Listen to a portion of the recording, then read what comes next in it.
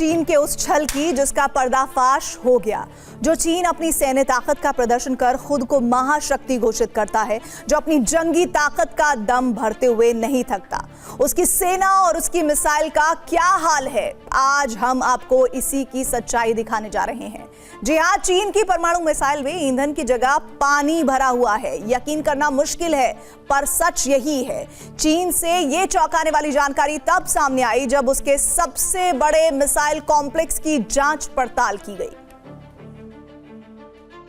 अमेरिकी खुफिया एजेंसियों की रिपोर्ट के मुताबिक चीन की कुछ न्यूक्लियर मिसाइलों में ईंधन की जगह पानी भरा हुआ पाया गया। पश्चिमी चीन के जिजियांग में बहुत बड़ा मिसाइल कॉम्प्लेक्स है और इस मिसाइल फील्ड में चीन की खतरनाक कही जाने वाली मिसाइलें तैनात है। यहीं पर चीन की परमाणु मिसाइलें भी तैनात की गई हैं। इस तरह की जानकारी सामने आई। जिनपिंग की सैन्य शक्ति की पोल इसी मिसाइल कॉम्प्लेक्स की वजह से खुली है।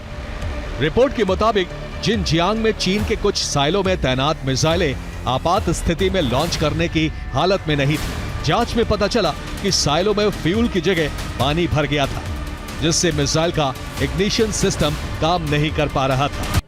तो जिनपिंग ने चीन के जिस सबसे बड़े जनरल पर हंटर चलाया, उनका नाम है जांग यूशिया। यूशिया चीन के सेंट्रल मिलिट्री कमीशन के वाइस चेयरमैन हैं। इन्हें हिरासत में ले लिया गया है। जांग यूशिया से सख्ती से पूछताछ की जा रही है। इन्हें सख्त सजा देने की भी तैयारी हो चुकी है।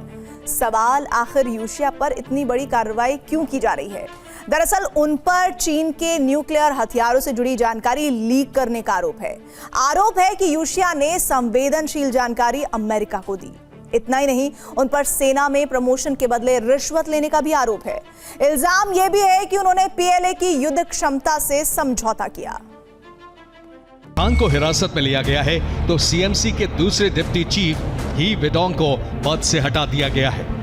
चीन के चीफ ऑफ स्टाफ लियू झेनली को हिरासत में लेकर पूछताछ की जा रही है। पीएलए के आधिकारिक अखबार पीएलए डेली ने खुद माना है कि सेना में इतना भ्रष्टाचार है कि उसकी लड़ने की क्षमता कमजोर हो चुकी है। चीन की जंगी क्षमता सेना में मौजूद गद्दारों, धोखेबाजों और भ्रष्टाचारियों की वजह से कम हुई है। यही भ्रष्टाचारी सैन्य बजट और हथियारों के निर्माण में गड़बड़ी करते हैं। इनके खिलाफ कड़ी कार्रवाई करने की जरूरत है।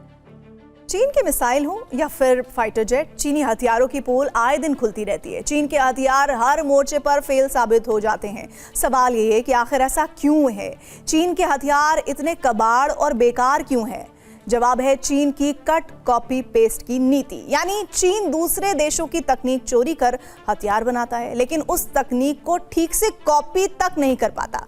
और यही वजह है कि चीन के ज्यादातर हथियार रद्दी के ढेर से ज्यादा कुछ नहीं है।